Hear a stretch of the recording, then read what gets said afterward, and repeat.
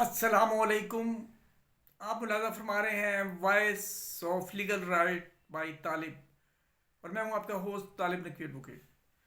ناظرین، اس سے پہلے کہ ہم نیشنل بینک آف پاکستان کے رائٹ سیکرز جو اپنا حق مانگنے والے ہیں ان کے بارے میں کوئی بات کروں اور دیگر خبریں آپ کو بتاؤں پینشنر سے جڑی ہوئی، آج میں آپ کو اپنا مسئلہ بتا رہا ہوں،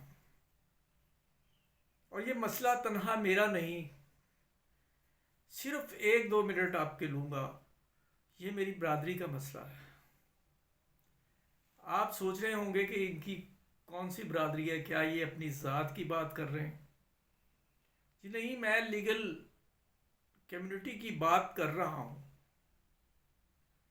اور ارباب اختیار تک تو مجھے اپنا مسئلہ پہنچانا ہی ہے، لیکن میں یہ اپنے ویورز کو بھی اس بات سے باخبر رکھنا چاہ رہا ہوں۔ اگر ویڈیو کچھ طویل ہو گئی تو میں صرف ایک آدھی خبر مزید دے کر آپ سے رخصت چاہوں گا۔ ایک پریکٹسنگ لائر کے طور پر میں لاہور بار اور لاہور ہائی کورٹ بار میں پریکٹس کرتا ہوں۔ کراچی کی طرز پر یہاں بھی ایک ہی جگہ پر سٹی کورٹس قائم تھیں، لیکن انہیں منتقل کرنے کی کوشش کی جا رہی تھی، وکلا برادری کی مزاحمت آڑے آتی تھی، اور ہر دور میں یہ کوشش ہوئی ہماری برادری جو ہے، ہمارے جو عہدیدار ہیں، ہمارے صدور، Punjab bar council, Pakistan bar council, ان کے جو عہدیداران ہیں، ظاہر ہے کہ وہ ہمارے نمائندگان ہیں، ایون سپریم کورٹ بار ایسوسی ایشن تک، حالانکہ سب ممبرز جو ہیں اس کے رکن نہیں ہوتے سپریم کورٹ کے، وہ اس مسئلے سے نہ صرف آگاہ ہیں بلکہ خواہ جس جتھے سے، جتھا کہنا تو خیر نامناسب ہے، جس گروہ سے تعلق ہو، جس سیاسی پارٹی سے ان کا جو ہے وہ محبت ہو، وہ اس بات پر متفق ہیں کہ سٹی کورٹ ایک ہی جگہ ہونا ضروری ہے،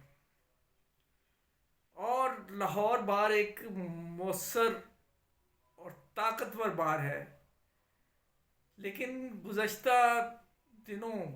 1-2 ماہ سے جو ہے نا، وہ مسئلہ یہ ہوا کہ یہ نوٹیفیکیشن نہ صرف لیا گیا، نہایت تیزی سے کچھ عدالتیں ماڈل ٹاؤن منتقل کر دی گئیں، اور اس کے بعد بتدریج دوسری تحصیلوں تک یہ پہنچانا مقصود تھا اور اتھارٹیز کا۔ اور اس صورت میں جو وکلا برادری ہے ان کی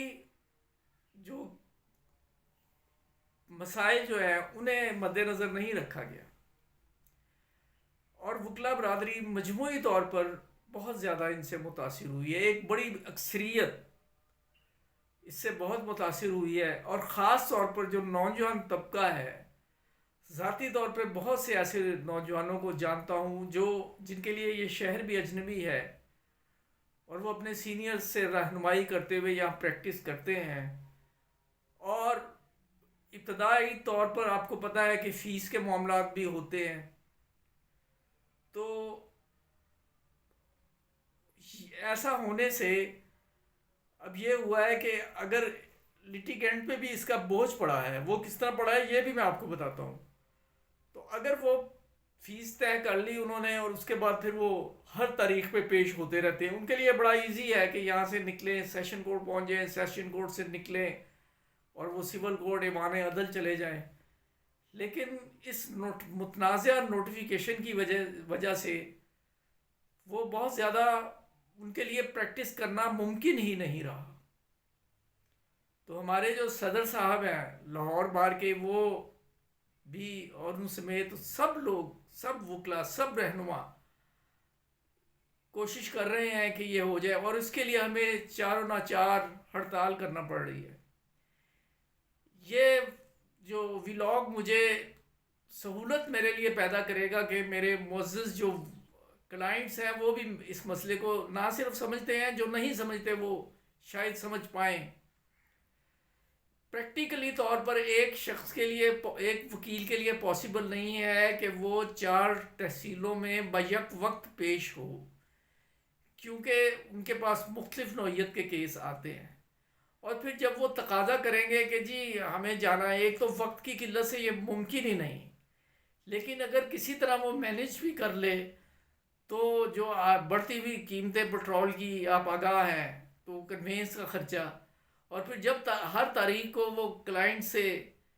مطالبہ کریں گے کہ ہمیں کم از کم اخراجات تو دو، تو پھر یہ تعلقات نہ صرف متاثر ہوں گے،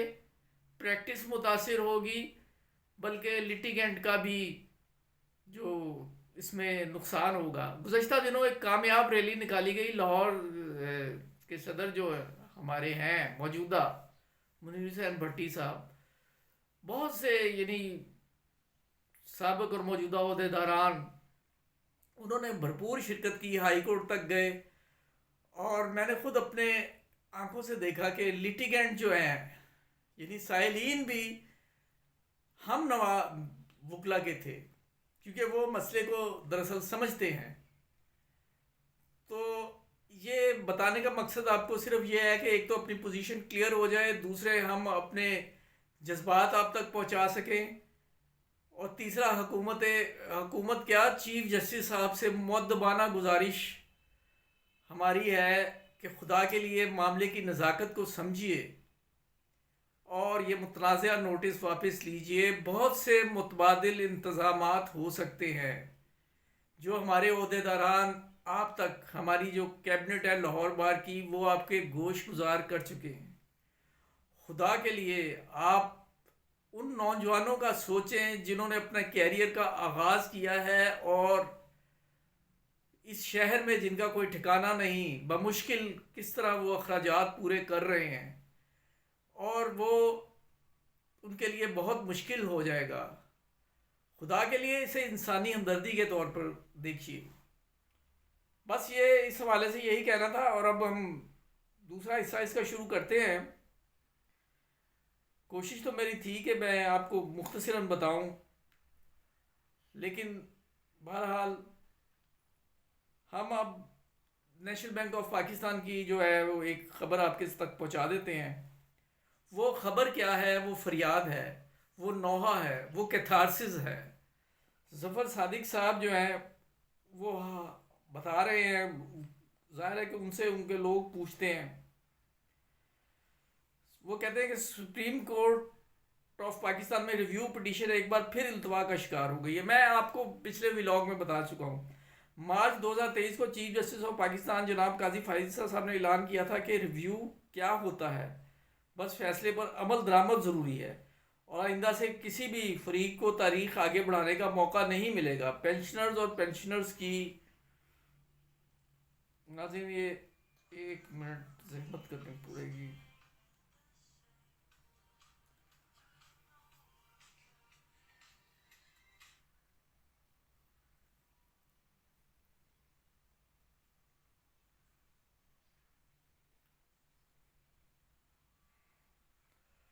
اچھا جی، پینشنرز اور پینشنر کی 3.5 سال کی کاوشوں کے بعد نومبر 2023 میں تاریخ ملی، اور بینک کے نئے وکیل مخدوم علی خان نے کیس کی تیاری کے لیے مزید 1.5 ماہ کا موقع مانگا، تو بینچ کے سربراہ جسٹس اعجاز الحسن نے 2 ہفتے کا ٹائم دیتے ہوئے واضح کیا کہ مزید وقت نہیں دیا جائے گا، اور یوں دسمبر 2023 کی تاریخ مقرر تو ہوئی، مگر پھر تاریخ پہ تاریخ کا عمل دہرایا گیا، اور بینک کی انتظامیہ پھر مختلف حربوں سے کیس جو خراب کرنے کی کوششوں میں مصروف ہے۔ ناظرین یہ مسئلہ مختصر ہم نے بتا دیا ہے، کیونکہ جو طویل کچھ ہو گئی تھی ویڈیو، باقی جو چیزیں رہ گئی ہیں وہ انشاءاللہ تعالی آنے والے ویلاگ میں ہم آپ کو بتائیں گے، اور پی ٹی سی ایل کے حوالے سے بھی ہم بات کریں گے، ای او بی آئی کے حوالے سے ایک اپڈیٹ آپ کو بتانی ہے، تو اس سب کے لیے آپ کو انتظار کرنا پڑے گا ہمارے اگلے ویلاگ کا۔ اجازت دیجیے، اللہ حافظ۔